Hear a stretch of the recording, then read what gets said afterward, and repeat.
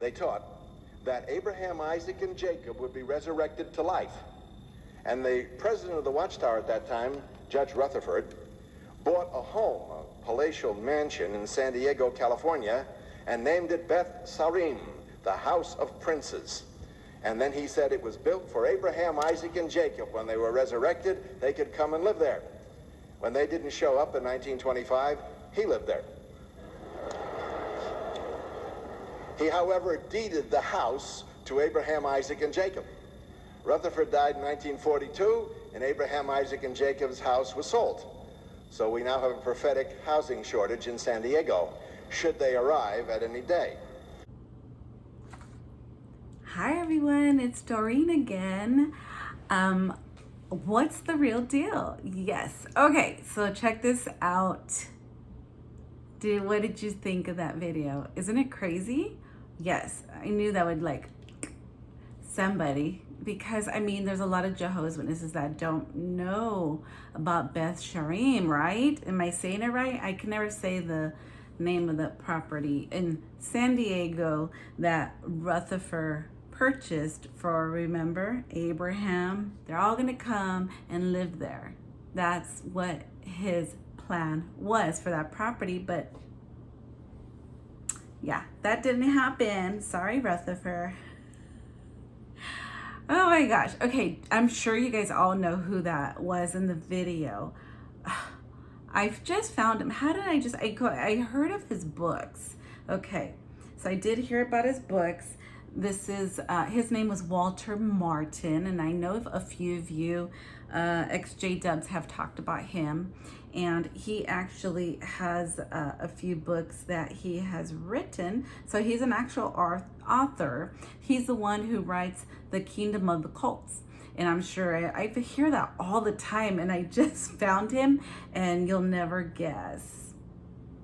Yes, I found him on the Blue Letter Bible website, and I'm going to show you a clip in a little bit, but it's so crazy that this guy was never a Jehovah's Witness. So check this out. So this is his history, his background.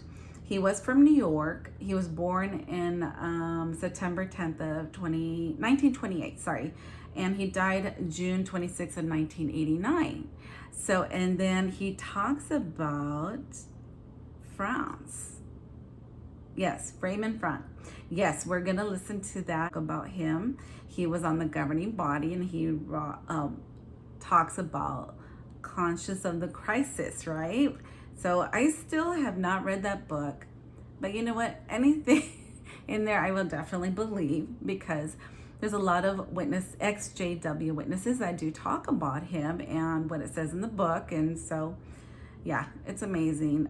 I think him and Barbara Anderson are the two stars in our eyes when it comes to leaving and exposing the organization. So kudos to them. Yeah, you know what? And they go way back. So they were in it years ago.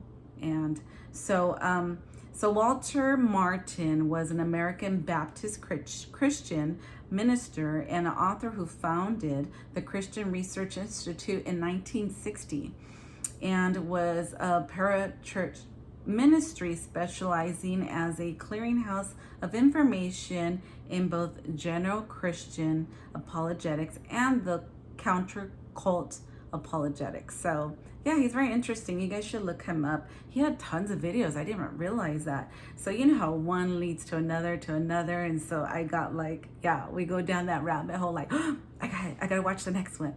I gotta watch the next one. I hope you guys feel like that when you watch my videos. I hope. Anyways, so let's watch the video, the second video. Well, it's actually the first video I found, but and so what do you think? Let me know. It's very interesting how he breaks everything down, okay?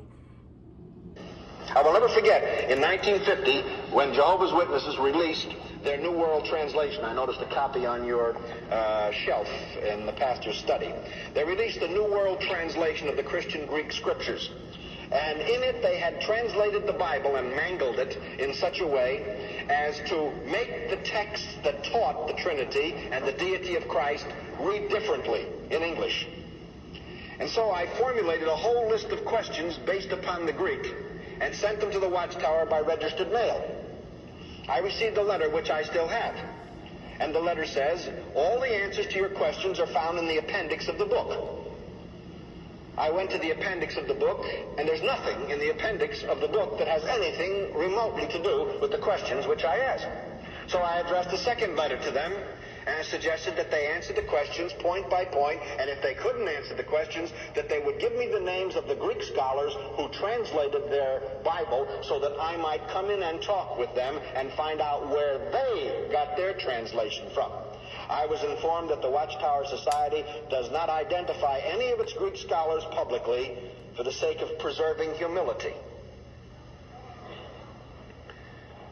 Thirdly, I challenged their Greek scholars to debate on national radio, coast to coast on NBC, and offered them 4 hours of prime time to debate it, what their translation said and whether it was true. I did it on radio and I did it on television, and I've crisscrossed the country for 20 years and made the same offer publicly from hundreds of pulpits in churches, seminaries, and even at Watchtower conventions, and in registered letters, to which I have never received replies. I therefore deduce that the Watchtower does not want to talk about its translation, and it does not want to talk about John chapter 8, verse 58, particularly because in the first edition they had a footnote which was terribly interesting. The footnote said, should be translated, I have been, not I am, as in Exodus 3:14, a clear reference to who Jesus referred himself to be. And then they added this little grammatical footnote, which I'm sure will interest the pastor as well as yourselves, but him more than you, that this was due to the usage of the perfect indefinite tense of the Greek verb. It may come as some shock to you to find out that there is no perfect indefinite tense in the Greek language. It came as a shock to the Watchtower because I wrote them a letter and informed them of that. And in the new printing of the book, that's missing. The perfect indefinite tense was invented to get away from John 8:58, and it was withdrawn when it was pointed out that they couldn't get away with it. But if you take the 1950 edition, you will see the lie at the bottom of the page. And if you look at the new edition, you will see the lie has been removed. But it lied for 15 years. Why? Because they are determined to deny that Jesus Christ is who he said he was. Okay, so he brings up Exodus 3:14, and I'm gonna read this out of the JW book. And so it says in Exodus 3:14, he was bringing up, because he didn't read it, so I'm gonna read it for you, okay? And this is what there says. 3:14 says, so God said to Moses, I will become what I choose to become. And he added, this is what you are to say to the Israelites.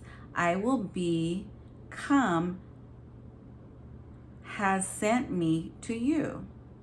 Okay, that's this Bible. But if you go over to the King James Bible, it's totally different. So that one says, okay, Exodus 3:14 in the King James, my big Bible. And this one says, and God said to Moses, I am who I am. And he said, thus you shall say to the children of Israel, I am. He sent me to you. I am. It says it. Look, I am. Okay, that's Jesus. Then he reads John 8:58, the one that they changed, right? So let's go to John 8:58, and it says, love it, I'm sorry. And it says, Jesus said to them, most truly I say to you, before Abraham came into existence, I have been. Okay, so let's go to the King James. King James, my big old Bible. Yes, I mark mine up. I love it. I don't care. My pastor says, mark it up. So John 8:58 says, Jesus said to them, most surely I say to you, before Abraham was, I am. Hello? I am again. I am. So anyways, that's where he was talking about challenging them about their Bibles and, wanting to know who these supposedly translators in the Greek, from the Greek Bible, and they wouldn't even do it because they don't want to be schooled like this guy was going to school them.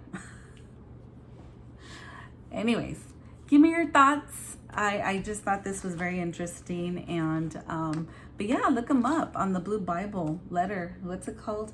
I'll tell you again. It's the Blue Letter Bible. I'm sure you guys have heard of that one guy, Sam. I can't think of Sam's name. I love him because he's always challenging the Jehovah's Witnesses. He's challenging the Muslims and even Mormons. And I'm going to share him one day. He's so cool. I'm sure you guys all know who he is. And he doesn't back down. And but he's a little rough. Like sometimes I'm like, you're not going to win him over if you talk mean to them like that. You got to show them love. Love, care, love. But anyways, he does. He's converting these people and their thinking, especially Muslim. I'm like, wow. That's crazy. So, because he used to be, he knows the Quran inside and out. So, anyways. All right, guys, I'm going to let you go. Let me know what your thoughts are on that website. And, of course, that gentleman, what was his name? It was Walter Martin, okay? All right, guys, I hope you guys are having a good night. And talk to you guys soon. Bye.